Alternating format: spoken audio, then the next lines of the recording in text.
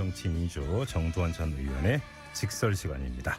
자, 정두환 전 의원과 함께합니다. 어서 오세요. 네, 안녕하세요. 빗길을 뚫고 오셨네요. 오시는데 네. 고생 안 하셨어요? 아니, 그냥 조금 늦었습니다. 네, 그래도 뭐. 자, 이 비 오는 태극길인데 우리 애청자 여러분도 조심은 좀 꼭 하시기 바라고요. 자, 이 우병우 전 수석 이야기를 안 여쭤볼 수가 없는데 오늘도 보니까 뭐 TV에서 전부 다 이야기하고 있던데요. 내일 이제 검찰에 소환 조사되는 거 아니겠습니까? 네, 구속영장 청구될 거라고 보세요?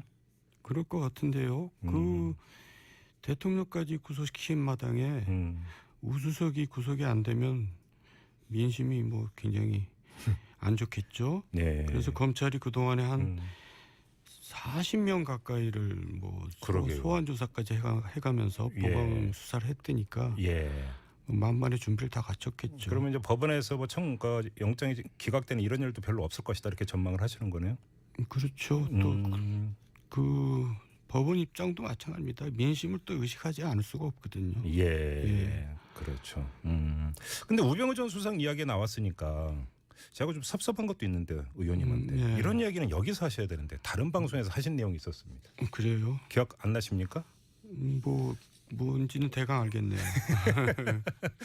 그 1월인가 그때 그 노무현 수사라고 봐야 되는 거죠. 네. 그 우병우 이제 당시 이제 대검 중수부에 있을 때 이 비하인드 스토리를 얘기하신 게 있었습니다. 근데 혹시라도 못 들으신 분들을 위해서 좀 다시 한번 정리해서 말씀을 해주세요. 어떤 일이 있었던 겁니까? 그러니까 문재인의 지금까지 최고의 공신은 우병우다 이제 이런 얘기죠. 그럼 사람들이 무슨 소리야 그게? 무슨 말씀이세요 그게? 그러니까요. 사실 이제 노무현 대통령 막바지 너무 인기가 없었잖아요. 그래서 이제 친노들이 스스로를 패족이다 하면서 이제 자중하는 모습도 보이고 그랬는데 사실 노무현 대통령 수사 과정에서 이제 자진하시면서 그 후에 사실 친노가 부활했거든요. 그래서 여기까지 온 거 아닙니까? 그런데 이제 그 자진하시게 된 경우 이제 원인이 우병우한테 있었다는 거죠. 어떤 점에서? 그러니까 우병우가 이제 수사 검사였는데, 그렇죠. 대검 중수부에. 당시 이명박 대통령은 노무현 전 대통령이 구속되기를 원하지 않았어요. 왜냐하면 이뻐서가 아니라 내 손으로 왜 피를 묻히냐. 그러니까 어차피 법원에서 실형이 나올 텐데 그걸 꼭 내가 구속시킨 것처럼 돼서는 안 되겠다. 이제 그런데 검찰은 계속 구속시키려고 했어요. 그래서 이 대통령이 이제 MB가 당시 중수부장하고 가까운 모 차관을 이제 불러다가 네가 가서 내 뜻을 전해라. 이거는 구속시키면 안 돼, 곤란하다. 그렇게 얘기했더니 이제 그 중수부장이 알았다 하면서 그 다음날 연락이 오기를. 그때 중수부장은 뭐 이인규 부장이잖아요. 그렇죠. 그 시간이 좀 필요할 것 같다. 그러니까 이제 수사검사가 말을 안 듣는다는 얘기죠. 그 수사검사가 우병우 전 수석이라는 건가요? 그러다가 이제 돌아가셨거든요. 그러니까 이제 사실 본의 아니게 우병우가 친노를 부활시킨 아주 1등 공신이 돼버린 거죠. 혹시 그러면 그 비하인드 스토리에 그러면 우병우 당시 수사 검사는 왜 그러면 거부를 했는지 그 이야기까지 좀 나오는 게 있나요? 그러니까 이제 굉장히 욕심이 과했던 거죠. 욕심이? 전 대통령을 자기 손으로 구속시켜서 거물이 되겠다 뭐 그런 거 아니겠어요? 그러니까 자기의 검사 생활에서 뭐 이른바 최대의 성과 이런 걸로 포장하려고 했다 이런 말씀이신가요? 그런 기회가 언제 또 오겠어요. 그러면 그때 그 세월호, 그러니까 세월호가 아니죠. 이 그 박근혜 최순실 게이트 청문회 때 그때도 이제 그 노무현 그 전 대통령 수사를 할 때 뭐 좀 막말을 했네 뭐 이런 얘기했을 때 자기는 아니다 딱 잘라서 이제 그 부인한 적이 있지 않습니까? 막말하고 구속하고 뭔 상관이 있어요? 그거는 또 그러니까 별개의 이야기고요. 다른 얘기죠. 왜냐하면 이제 그때 또 그런 이야기가 있어서 그러니까 우병우 전 수석이 이제 부인은 했는데 맞는 얘기냐 틀린 이야기냐 이 이야기가 있어가지고. 근데 저야 모르죠. 근데 그렇게까지는 안 했을 것 같은데요. 아 그래요? 뭘로 그렇게 하겠어요. 증거를 갖고 얘기를 해야지. 팔짱 끼고 수사했을 가능성은? 수사하는데 이렇게 타이핑을 하기 때문에 팔짱 못 킵니다. 그런 건가요? 그럼 제가 여기서 하나 더 추가 질문을 드리겠습니다. 이번에 홍준표 자유한국당 후보의 말을 인용을 해서 그 질문을 드리겠는데요. 홍준표 후보가 어떤 이야기를 했냐면 검찰은 바람보다 먼저 눕는다. 얼마 전에 이런 얘기 한 거 기억나시죠? 들었죠. 자, 왜 이 이야기를 했냐면 권력의 향배에 대해서 검찰은 대단히 민감하다. 지금까지 그래 왔죠. 그랬죠. 예. 혹시 그 우병우 전 수석에 대한 사법 처리 방향과 지금의 대선 판도, 구도와 어떤 상관성이 있다고 보세요, 없다고 보세요? 그 상관이 없을 수가 없죠. 그러니까 검찰은 예외 없이 대통령 임기 말에는 이제 현 이제 권력에 대해서 이제 공격을 하고 다음 권력을 의식하는 거겠죠. 안 그런 적이 없었어요.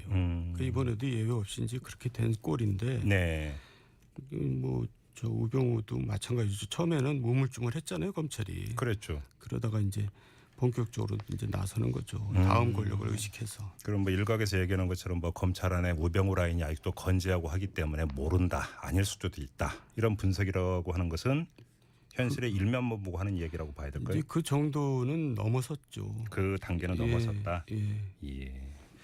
아무튼 정도원 전 의원께서는 구속영장이 청구되고 또한 발부될 것이다. 지금 이렇게 전망을 하셨는데요. 좀 뭐 어차피 이제 뚜껑은 금방 열리게 되어 있으니까 지켜보도록 하고 오늘 그 오후에 석간 문화일보가 보도한 내용이 있습니다. 앞서서 저희가 일부에서도 쇼미더 뉴스를 통해서 전해드렸는데 문재인 후보가 노무현 정부 때 청와대 민정수석으로 있을 때 당시 노무현 대통령의 사돈 그러니까 아들의 장인이죠.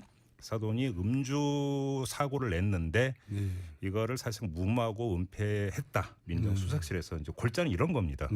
뭐 이거에 대해 사실관계를 지금 이야기할 필요는 없을 것 같고요.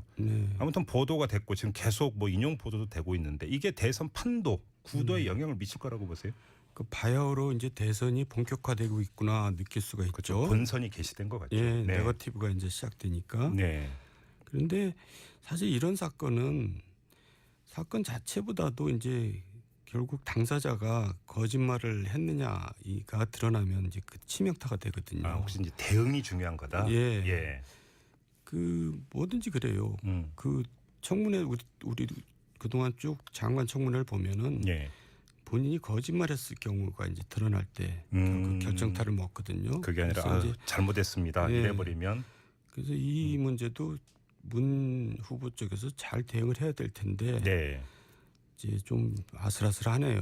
그래요? 그러면 지금 바로 이제 조금 전에 나온 뉴스에 따르면 그 더문캠의 김경수 대변인이 뭐라고 이야기를 했냐면 이호철 당시 민정비서관이 원만하게 합의를 봤다라는 보고를 받고 자체 종결을 했다. 그러니까 이제 당시 문재인 수석에게는 보고가 안 됐다 이런 주장인 거잖아요.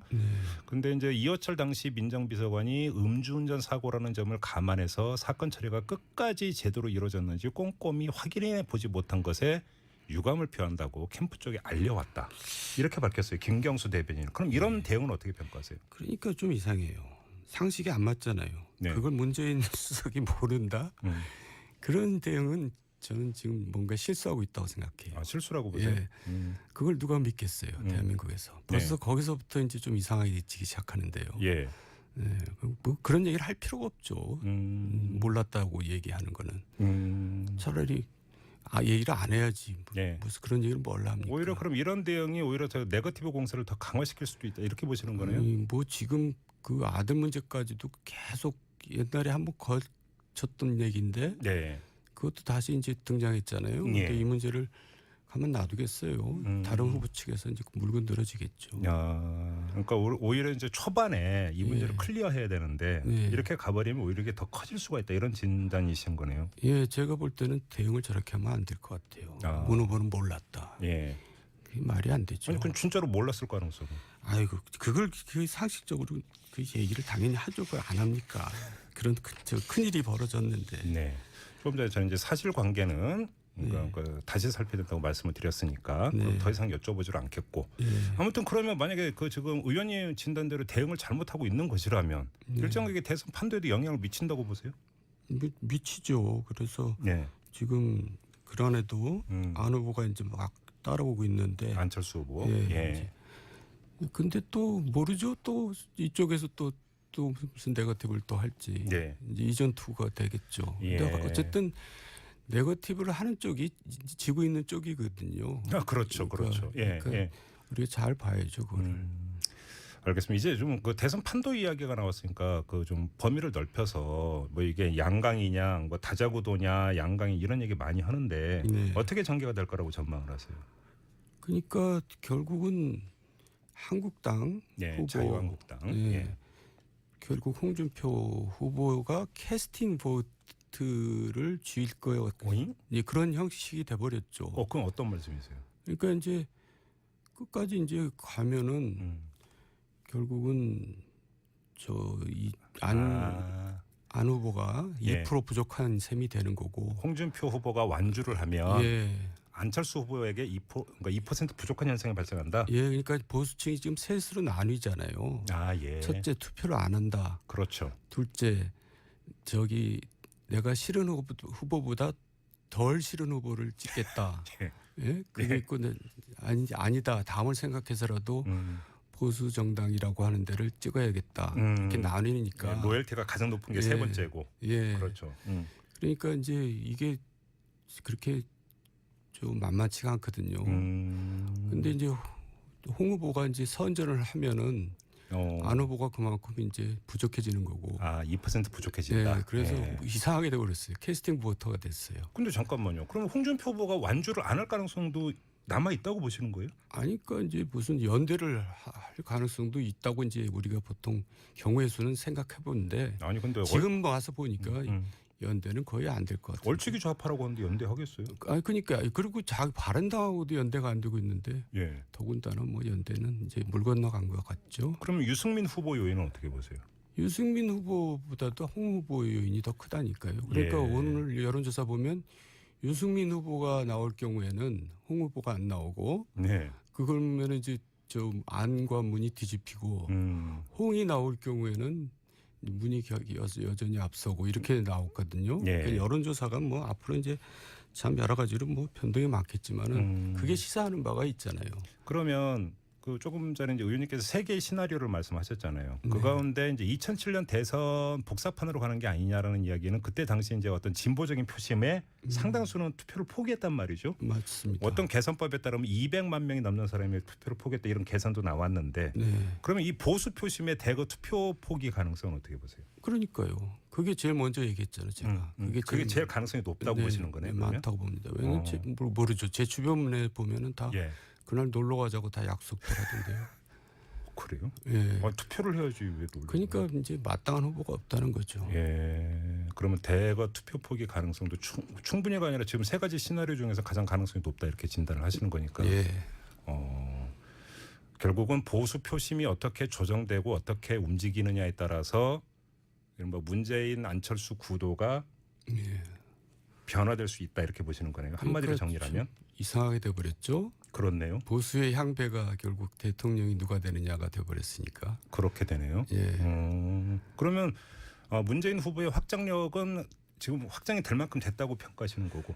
그러니까 지금 그 문제를 해결해야 될 것 같아요. 확장을 해야지 이제 여유가 있지. 그렇지 않으면 예. 여유가 없어 보여요. 더 확장을 해야 된다. 예. 그럼 확장을 하기 위한 그 비책이 뭘까요? 그러니까 이제 외부 인사 영입을 열심히 하고 있는 것 같고. 예. 안철수가 갑자기 이미지를 바꿨듯이 본인도 이제 이미지를 바꿔야 되겠죠. 아하. 그러니까 어떻게 바꿀 거예요? 그러니까 예를 들어서 맞짱 토론하자 그러면 뭐 그런 걸 먼저 제안을 해야죠 이제는. 수세적으로 비치면 안 된다. 예. 오히려 자신감 있게 나가야 된다. 이런 말씀이신가요? 그렇습니다. 그래서 정말 그러니까 문재인 후보가 준비된 후보인 것 같다. 예, 그 사람이 될 것 같다. 이런 인식을 심어줘야 된다. 이런 말씀이시네. 예, 피하는 모습을 보이면 안 되죠. 예. 안철수 후보는요? 안철수 후보는 지금 현재까지 잘하고 있네요. 그래요? 의외로 많이 바뀐 것 같아요. 그래요? 예. 목소리가 막 굵어지고 세지고 막 이런 거 헤어스타일 예. 그런 게 정말 많이 어필을 해요. 아니 그게 이제 그 사람의 그 권력 의지를 보여주는 거거든요. 예. 그게 사람들한테 전달이 되더라고요 그런 게. 그래요? 예. 저는 종종 TV 이런 거 보면 후보들이 막 시장 이런 데서 막 악수를 해서 예. 저게 무슨 효과가 있을까 했는데 진짜로 그 효과가 있다면서요? 악수하는 건 별로 효과가 없고요. 그게 이제 TV에 비춰주는 게 결국 그래요? 효과가 있는 거죠. 직접 체험하신 입장에서. 그러니까 대통령 선거는 이제 지상전은 의미가 없고 공중전이기 때문에 그렇죠. 결국 언론 매체가 이제 미디어죠, 미디어. 제일 중요하죠. 알겠습니다. 자, 이제 대선 5월 9일에 있게 되는데요. 자, 뭐 이 대선 전체 판까지 한번 훑어보는 시간으로 정두원의 직설 꾸며봤습니다. 자, 여기서 마무리하고 인사 나누겠습니다. 고맙습니다, 의원님. 네, 수고하셨어요. 네, 정두원 전 의원과 함께했고요. 왜냐하면 이뻐서가 아니라 네. 내 손으로 왜 피를 묻히냐. 그러니까 어차피 법원에서 실형이 나올 텐데 네. 그걸 꼭 내가 구속시킨 것처럼 돼서는 안 되겠다. 이제 그런데 검찰은 계속 구속시키려고 했어요. 네. 그래서 이 대통령이 이제 MB가 당시 중수부장하고 가까운 모 차관을 이제 불러다가 네. 네가 가서 네. 내 뜻을 전해라. 이거는 구속시키면 안 돼, 곤란하다. 네. 그렇게 얘기했더니 이제 그 중수부장이 알았다 하면서 그 다음날 연락이 오기를. 그때 중수부장은 뭐 이인규 부장이잖아요. 그렇죠, 그렇죠. 예, 예. 그 시간이 좀 필요할 것 같다. 그러니까 이제 수사검사가 말을 안 듣는다는 얘기죠. 그 수사검사가 우병우 전 수석이라는 건가요? 그러다가 이제 돌아가셨거든요. 예. 그러니까 이제 사실 본의 아니게 우병우가 친노를 부활시킨 이제 아주 1등 공신이 돼버리고. 혹시 그러면 그 비하인드 스토리에 그러면 우병우 당시 수사 검사는 왜 그러면 거부를 했는지 그 이야기까지 좀 나오는 게 있나요? 그러니까 이제 굉장히 욕심이 과했던 거죠. 욕심이? 예. 예. 전 대통령을 자기 손으로 구속시켜서 거물이 되겠다 뭐 그런 거 아니겠어요. 그러니까 자기 검사 생활에서 뭐 이른바 최대의 성과 예. 이런 걸로 포장하려고 했다 이런 말씀이신가요? 그런 기회가 언제 또 오겠어요. 예. 그러면 그때 그 세월호, 그러니까 세월호가 아니죠. 이 그 박근혜 최순실 게이트 청문회 때 네. 그때도 이제 그 노무현 그 전 대통령 수사를 할 때 뭐 좀 막말을 했네 뭐 이런 얘기했을 때 자기는 아니다 딱 잘라서 이제 그 부인한 적이 있지 않습니까? 막말하고 구속하고 뭔 상관이 있어요? 그거는 또 그러니까 별개의 이야기고요. 다른 얘기죠. 왜냐하면 이제 그때 또 그런 이야기가 있어서 그러니까 우병우 전 수석이 이제 부인은 했는데 맞는 얘기냐 틀린 이야기냐 이 이야기가 있어가지고. 근데 저야 모르죠. 근데 그렇게까지는 안 했을 것 같은데요. 아 그래요? 뭘로 그렇게 하겠어요. 증거를 갖고 얘기를 해야지. 팔짱 끼고 수사했을 가능성. 수사하는데 이게 타이핑을 하기 때문에 팔짱 못 깁니다. 그런 건가요? 네. 예. 그럼 제가 여기서 하나 더 추가 질문을 드리겠습니다. 이번에 홍준표 자유한국당 후보의 말을 인용을 해서 그 질문을 드리겠는데요. 네. 홍준표 후보가 어떤 이야기를 했냐면 검찰은 바람보다 먼저 눕는다. 얼마 전에 이런 얘기 한 거 기억나시죠? 예, 들었죠. 자, 왜 이 이야기를 했냐면 권력의 향배에 대해서 검찰은 대단히 민감하다. 지금까지 그래 왔죠. 그랬죠. 예. 혹시 그 우병우 전 수석에 대한 사법 처리 방향과 지금의 대선 판도, 구도와 어떤 상관성이 있다고 보세요, 없다고 보세요?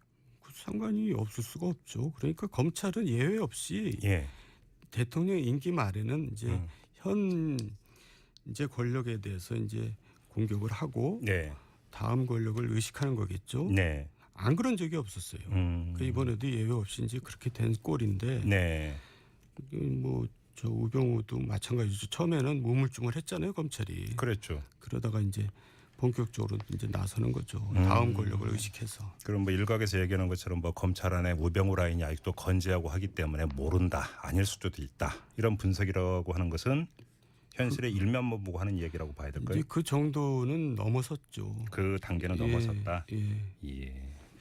아무튼 정두원 전 의원께서는 구속영장이 청구되고 또한 발부될 것이다. 좀 이렇게 전망을 하셨는데요.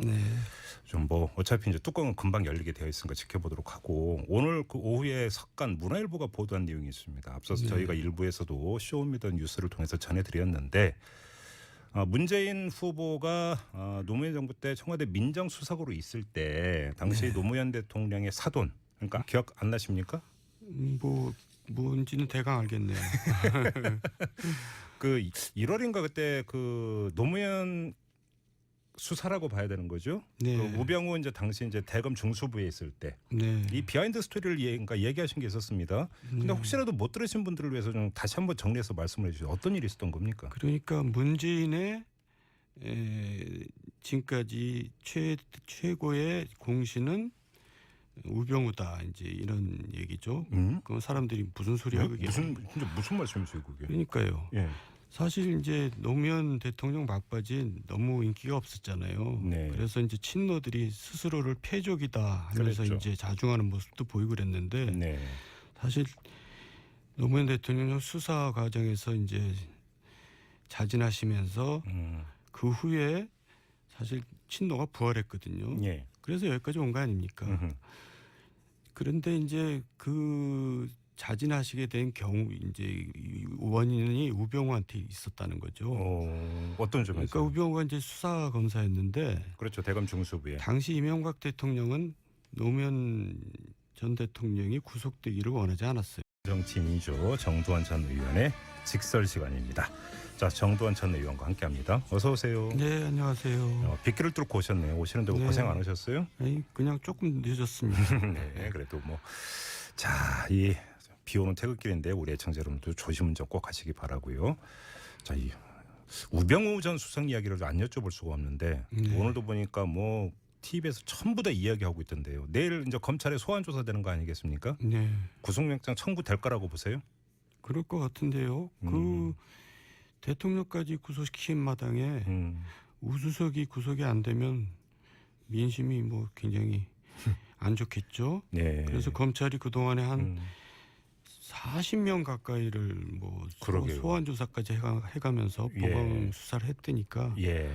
만만의 준비를 다 갖췄겠죠. 그러면 이제 법원에서 뭐 영장이 기각되는 이런 일도 별로 없을 것이다 이렇게 전망을 하시는 거네요. 그렇죠. 또 그 법원 입장도 마찬가지입니다. 민심을 또 의식하지 않을 수가 없거든요. 예. 그렇죠. 근데 우병우 전 수석 이야기 나왔으니까 제가 좀 섭섭한 것도 있는데 의원님한테 네. 이런 이야기는 여기서 하셔야 되는데 다른 방송에서 하신 내용이 있었습니다. 그래요?